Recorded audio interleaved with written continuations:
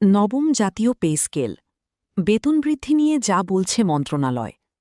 এমপিওভুক্ত শিক্ষক কর্মচারীদের বেতন বৃদ্ধি পাবে কিনা, বেতন বাড়লে কতটুকু বাড়বে? নবম জাতীয় পে স্কেল নিয়ে করা পে কমিশনের সুপারিশ বাস্তবায়নের পথে হাঁটছে সরকার। প্রথম ধাপে আসন্ন জুলাই থেকে মূল বেতনের ৫০% বৃদ্ধি করা হতে পারে।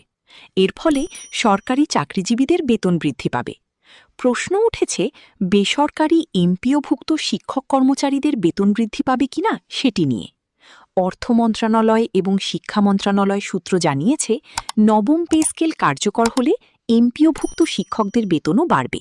সেভাবেই অর্থ বরাদ্দের পথে হাঁটছে অর্থ মন্ত্রণালয়। শিক্ষা মন্ত্রণালয়ের এক কর্মকর্তা বলেন, এমপিওভুক্ত শিক্ষকরাও নবম পে স্কেলের সুবিধা পাবেন। অর্থ মন্ত্রণালয়ের সঙ্গে এ নিয়ে কথা হয়েছে।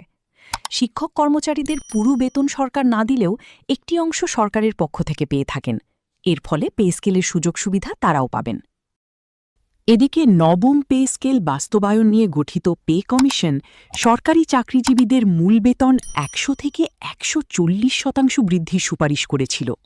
তবে বর্তমান সরকারের আর্থিক অবস্থা বিবেচনায় এটি ৬০ থেকে ৭০% বৃদ্ধি পেতে পারে বলে জানা গেছে। সোমবার ৪ মে অর্থ মন্ত্রণালয়ের একটি সূত্র জানিয়েছে, নবম পে স্কেল ৩ ধাপে বাস্তবায়ন করা হতে পারে। প্রথম ধাপে আগামী ২০২৬-২৭ অর্থবছরে মূল বেতনের ৫০% বৃদ্ধি করা হতে পারে। তবে এই ৫০% কমিশনের সুপারিশ অনুযায়ী হবে না।